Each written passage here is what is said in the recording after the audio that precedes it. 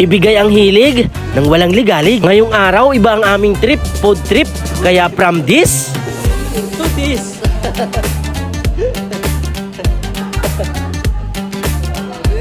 Simut sarap at another sanitized customer na naman. Kaya ang trip at ang biyahe namin ngayong araw, Calauag, Quezon, with my travel buddy, Kapakners TV. Dahil naglalaway sa seafoods ang ating kaibigan na napapanood lang dito sa Facebook, sasamahan natin papuntang Calauag. Birthday nga pala ng anak ng aming kaibigan dito sa Calauag, si Paring Eman, kaya kami nagpunta. Pero ang aming gagawin at pupuntahan, magpo-food trip talaga. Kaya pwede nyo sabahan ang biyahe namin ngayong araw para magkaroon kayo ng idea na masarap na kainan at seafood na putripan dito sa Calauag, Quezon.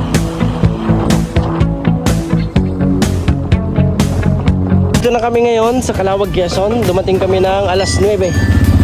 Yan, birthday kasi nung anak ni Parang Eman. Ayan, makikibirthday tayo. Pugi oh. Pugi ng driver natin. Dahil maaga pa yung pagdating natin dito sa Calauag, kaya pumasyal muna tayo ng saglit dito sa Big C ng Calauag, Quezon. Isa itong pantalan o port na ginagamit ng mga lokal na bangka, mangingisda. Nagsisilbi rin itong daanan ng mga pasahero at sentro ng ilang gawaing pangkabuhayan na may kaugnayan sa pangingisda at kalakalan sa baybayin. Calorie deposit.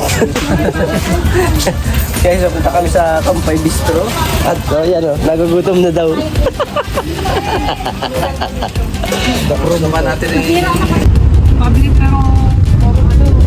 Dahil kasama natin ang ating kaibigan, ang mangyayari ngayon, calorie deposit. Kampay Bistro. Saktaran natin.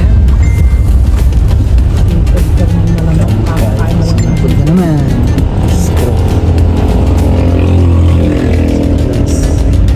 Doon ka na sa ano dapat? Sa lokal na bago? May sabit lang. Ano sa bago?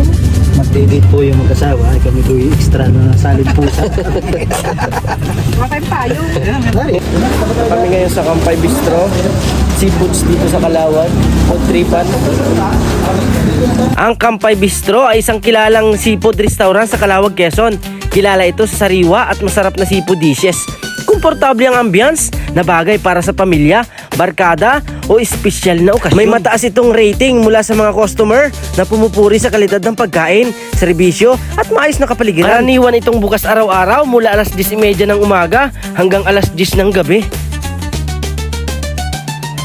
Ilan sa mga madalas na nire-recommendang pagkain dito ang alimasag, calamares at inihaw na pusit, hipon, sinigang at inihaw na liempo.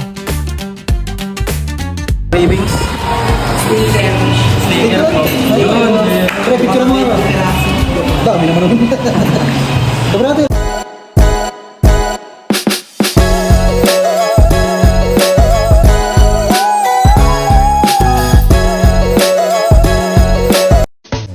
At kung meron kayong masarap at pinagmamalaking kainan, baka pwede nating i-food review yan. Pwede po kayong mag-message sa page na to.